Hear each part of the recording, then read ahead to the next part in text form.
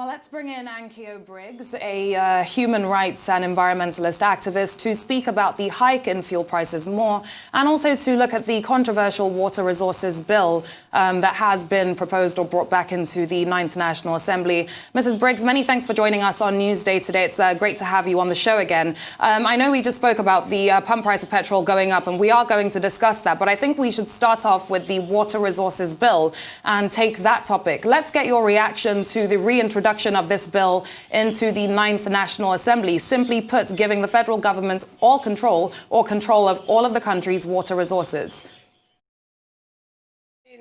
Quite honestly, if you bear in mind that water is a source of life, if you bear in mind that people like us, people in Lagos, people in the Niger Delta are surrounded by water, and if the government is now saying, after one attempt after the other, trying to bring this bill back in through the back door, if you like, is it that when the water that I get from my borehole is going to belong to the federal government? I mean, I don't really understand. It is wicked. It is unacceptable. It's a backdoor way of claiming land, of taking Ruga to the next stage, and it must be resisted by Nigerians, because otherwise we will soon have a situation where we're going to have the air that we breathe under bill from the federal government. It is absolutely unacceptable. There is no point in even discussing the legalities or illegalities of it, because we may not have the time to do that on your news item. But one thing is very clear: it is totally unacceptable. I'm from a riverine area. Is the government telling me that the water in my grandfather's well belongs to them? What is this? Where are we going? What is the government claiming? Is the government claiming the very life that is in us? All right, that's okay. All right, ANNKIO, let's get you on the hike of the fuel price. At the moment, the presidency has broken its silence, and they are saying that posterity will be kind, or posterity will be kind to the president for actually ending the corruption embedded in subsidies. This is the second time in a matter of months that the price of fuel, or pump price of fuel in Nigeria, has actually been hiked. What's your take about what is happening right now and the response of the presidency? I'm very grateful to God that I was alive in 2012, and I'm still alive to find myself discussing this.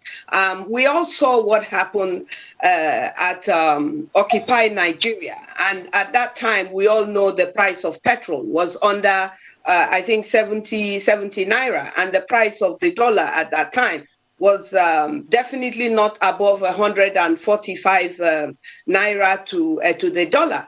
And the president himself was amongst the people that demonstrated to Occupy Nigeria and made it very clear in some of his broadcasts that we can still access that there is nothing like fuel subsidy, and that fuel subsidy is corruption, and that obviously Jonathan wanting to remove fuel subsidy. Now, we find ourselves in a situation where during the campaign of this government, one of the things, or some of the things, this being amongst it, is the fact that the refineries will immediately come back on board. Today, none of the refineries are working.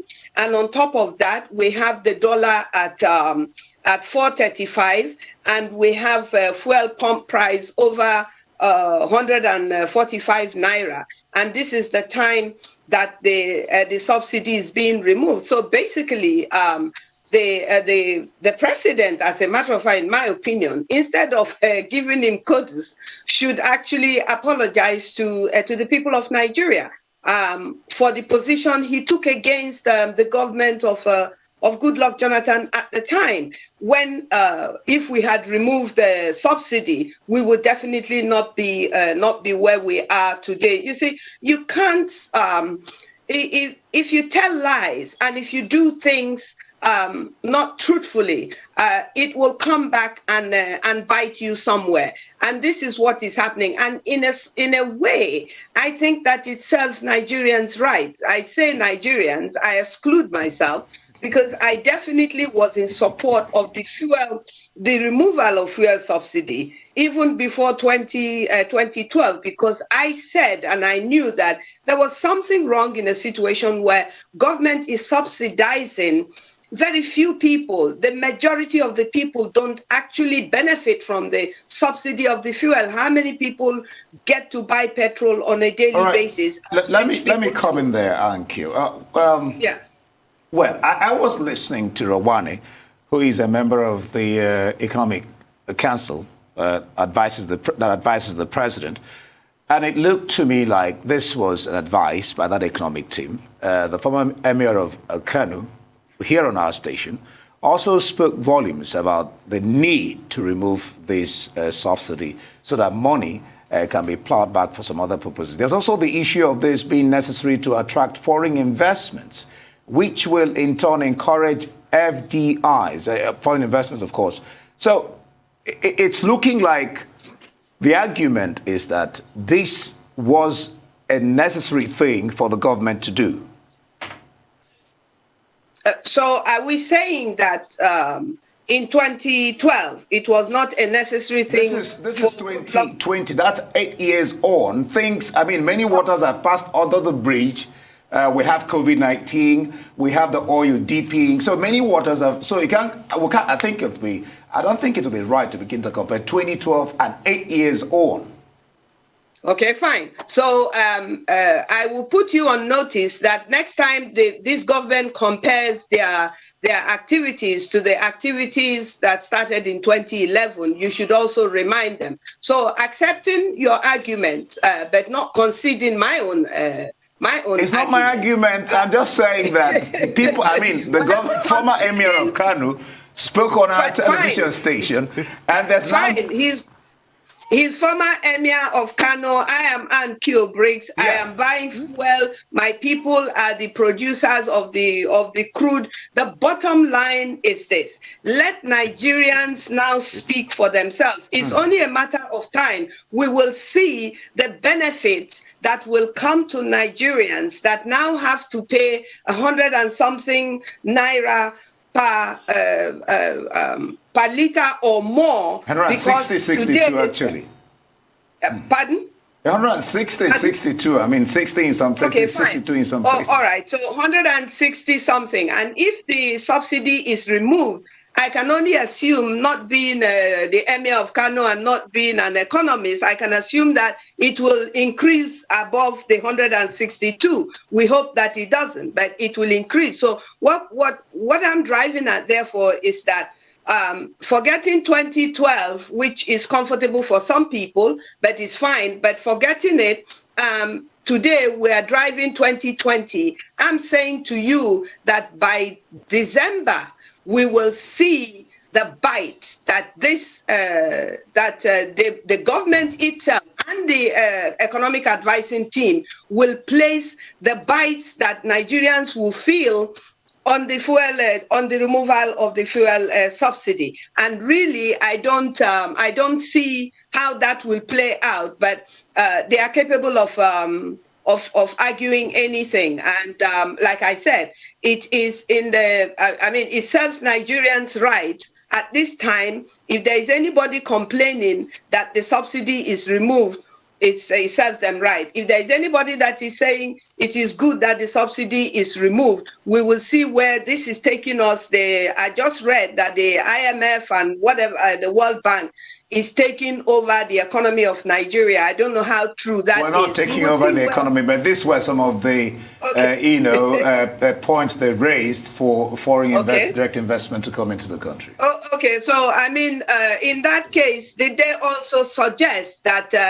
the 3 refineries that have been built over the past how many decades, that they should actually be working? What Nigeria has done is Nigeria has abandoned all the 3 refineries and is now hoping on a private investor's refinery. This is just shameful, where a country will abandon its own assets and now depending on the economy that is going to be generated, or the profit that is going to be generated by one person who is so-called investing in a refinery, when Nigeria has three refineries. But I'm not an economist. It's a very worrying situation. I recall at some point last year, Group MD of the NNPC, he came out to say, Milikiari, he came out to say that by 2023, he assures us that all refineries will be back up and running. So I hope he knows that Nigerians are definitely still holding him to that. But I mean,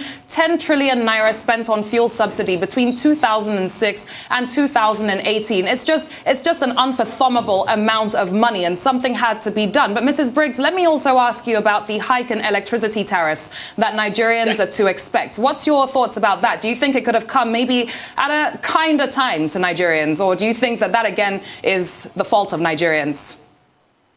Again, the hike in electricity, I may be stopped again and reminded that it's so many years on. But again, this government came on board with a massive promise of what the wonders they were going to do with electricity, and they failed woefully.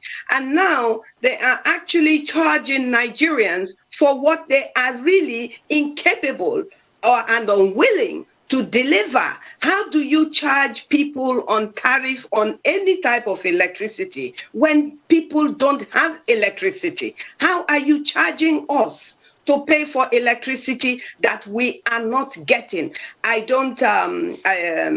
not an economist, so I don't know how they charge it. All I know is that I am charged for electricity that I definitely am not using when I am running, like everybody else, when I'm running a generator from the biggest one to the I better pass my neighbor, depending on the condition of my pocket at the time. So the reality is that there is failure in the government that we have today, like other governments have failed one way or the other.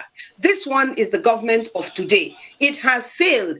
It should find a way to correct the things that it has done wrong without putting the burden of it on Nigerians. They owe us an apology because they have not done anything that they said they would do. Security, security, security. Today we're hearing, even the president is saying that he has tried his best in security. So he has tried his best in everything. 2023, NNPC says that everything will be up and running. There will be nothing up and running. They've run it down. And come 2023, thank God that the president himself and his government is leaving if we actually do have an election in 2023, because he cannot stay more than two tenures. But it has failed in refinery, in subsidy removal, in electricity, in security, in every single way. That's my opinion. All right, many thanks to you, ANNKIO Briggs. We will be hoping that something, maybe a silver lining, actually appears in the very dark cloud that is going on right now in Nigeria. Thank you very much for your time here on NEWSDAY.